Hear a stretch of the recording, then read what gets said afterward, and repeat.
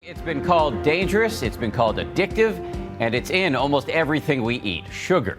Tonight, the food industry is up in arms over a controversial new movie accusing big food of peddling unhealthy, sugar-filled products, especially to our kids.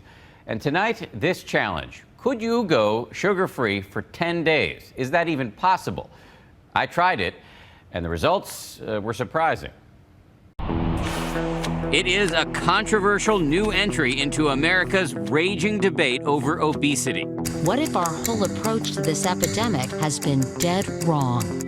The new movie Fed Up says the country has gone way off course, blaming obese people, including children, for their weight problem. The message that's been pushed on us, it's your fault you're fat. Instead, according to the movie, the real problem is the food companies who load their products up with sugar, which critics call dangerous and addictive.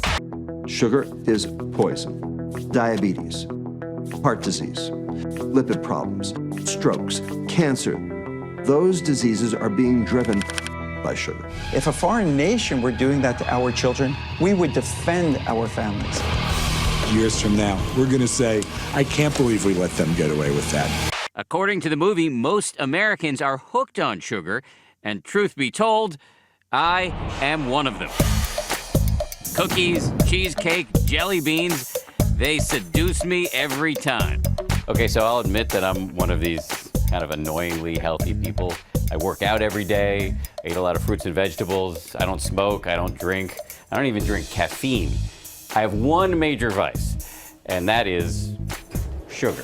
So you can imagine my discomfort when my colleague, Katie Couric, who's the narrator and executive producer of Fed Up, announced something called the Fed Up Challenge. 10 days with no sugar. No, I'm going to start on Monday. You're starting also. She then went on Good Morning America and publicly roped me into it. And Dan Harris of Nightline is going to be doing it with me.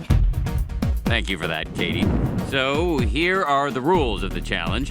No soda or sweetened beverages, that includes diet soda and juice.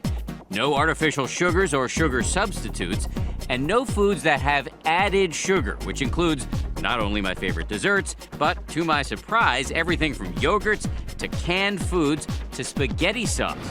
Okay, so it's the Sunday night before Katie Couric's sugar-free death march, and I'm doing a last-minute binge. Stack of cookies. I'm missing this. Sure enough, the next day, day one of the challenge, I'm missing sugar already. So I'm at a business lunch, and everybody's having chocolate and ice cream. He looks happy. And I am having fruit. Fruit, which has natural sugar, is allowed under the rules of the challenge. I'm not cheating. I just want you to know this is unhappy face. My only consolation, Katie is suffering too. I'm feeling a little listless and lethargic. Yes, I want a cookie. You know, I think I miss the sugar, I'm not gonna lie. As soon as you decide to cut out sugar, you very quickly realize how hard it is to find any product that doesn't have sugar. And I looked at my super healthy bread to fix a piece of toast this morning, and I was so bummed. Look, 1 gram of sugar. Ah! Everything has added sugar. According to the movie, even if the label doesn't say sugar, don't be fooled. There are 256 different names for sugar. Day 5, we bring Dr. Mark Hyman, featured in the movie, to a supermarket. So you have to learn how to hunt and gather successfully in a supermarket. And the best way to do that is to stick around the edges of the supermarket. So don't go down any of the aisles where all the processed foods are.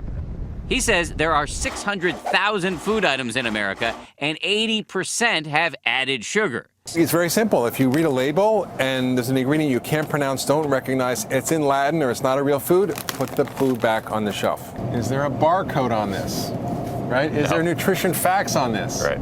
It's a little bit more work than just buying a frozen dinner, but Hyman says the trick to going sugar-free is cooking your own meals. We ate ourselves into this by eating junk food, and we have to cook our way out of this problem.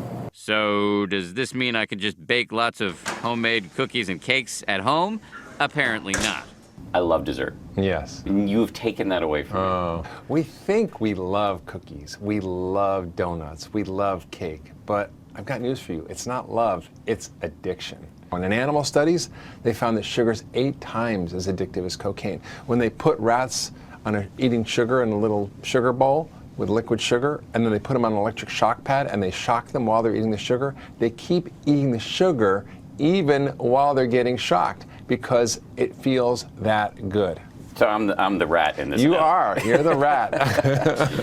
On day 7, my co-anchors on Weekend GMA are openly taunting me. You'd like it, man. Hands down, the best thing I've ever had. You guys are really good friends.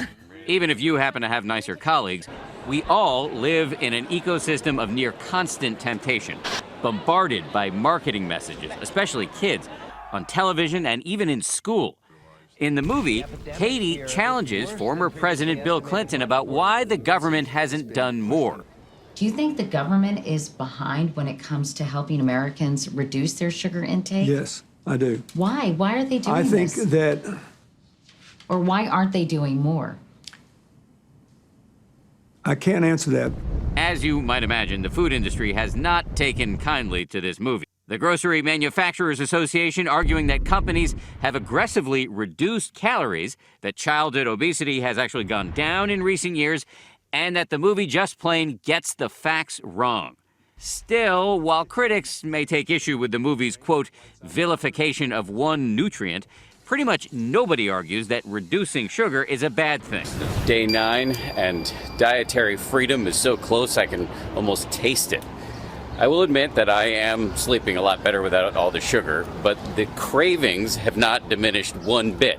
In fact, on my way home from work, I pass all of these tantalizing dessert places. You feel deprived? I felt very angry at Katie. I'm sorry, Dan. This morning, the day after the challenge ended, I went on Good Morning America with Katie. You gonna stick with it? You know, I think I will stick with it with a few calculated sugar binges.